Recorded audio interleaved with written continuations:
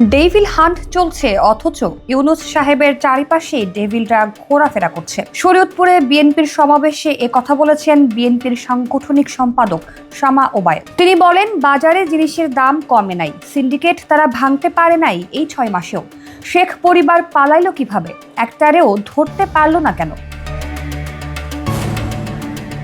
এদিকে দ্রুত জাতীয় নির্বাচন আয়োজনের দাবি উঠেছে শরীয়তপুরের বিএনপি সমাবেশে। পাশাপাশি নিত্য প্রয়োজনীয় পণ্যের মূল্যবৃদ্ধি সহনীয় পর্যায়ে রাখা, অবনতিশীল আইন শৃঙ্খলা পরিস্থিতির উন্নতি, গণতন্ত্র পুনরুদ্ধারে সুষ্ঠু নির্বাচনের রোডম্যাপ ঘোষণা সহ নানা দাবি ওঠে। 17 ফেব্রুয়ারি শরীয়তপুর পৌরসভা মাঠে জেলা বিএনপি এই সমাবেশের আয়োজন করে। ভোটের প্রসঙ্গ টেনে শামা ওবায়দ বলেন, আমরা 15 বছরে একটি ভোট দিতে পারি নাই, তাই সবার জন্য এই ভোটের ব্যবস্থা করতে হবে যত দ্রুত সম্ভব। সংস্কার তো চলমান থাকবেই, কিন্তু সংস্কারের নামে যদি আপনারা কালক্ষেপণ করেন, তাহলে ভারতে বসে হাসিনা বৈশা বৈশা ডায়লগ মারছে আর দোসরদের উস্কানি দিতেছে। সুতরাং ষড়যন্ত্র ঘনীভূত হবে, ষড়যন্ত্র চলবে।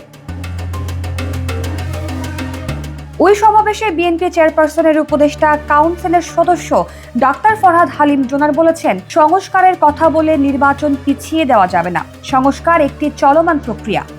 বাংলাদেশের রাজনীতিতে প্রথম সংস্কার শুরু করেছে শহীদ প্রেসিডেন্ট জিয়াউর রহমান। তিনি সংস্কারের মাধ্যমে বহুদলীয় গণতন্ত্রের প্রবর্তন করেছিলেন, আর বেগম খালেদা জিয়া রাষ্ট্রপতি শাসিত সরকার থেকে মন্ত্রিপরিষদ শাসিত সরকার প্রবর্তন করেছেন।